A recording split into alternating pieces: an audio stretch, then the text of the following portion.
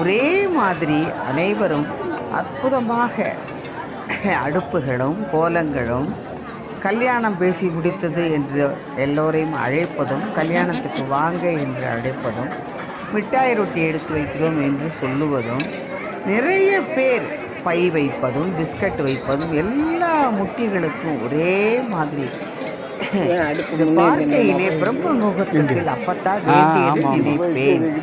Subscribe மறக்காமல் touch பண்ணிட்டீங்கன்னா அப்போ தான் வீடியோக்கள் தொடர்ந்து வரும். நீங்கள் தோது இருக்கையில் பார்க்கலாம். அப்போது நல்லா இருப்பீங்க.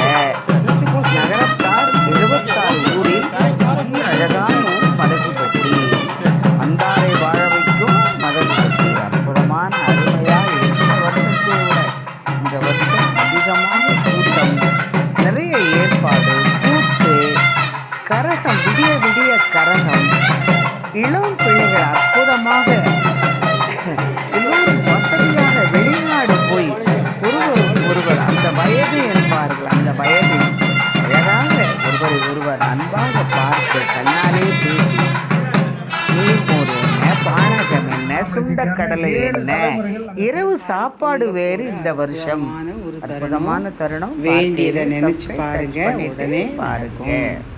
சப்ஸ்கிரைப் டச் பண்ணிட்டீங்கன்னா அப்போ தான் அனுப்புகிற வீடியோக்கள் தொடர்ந்து வரும். உங்களுக்கு எல்லாரும்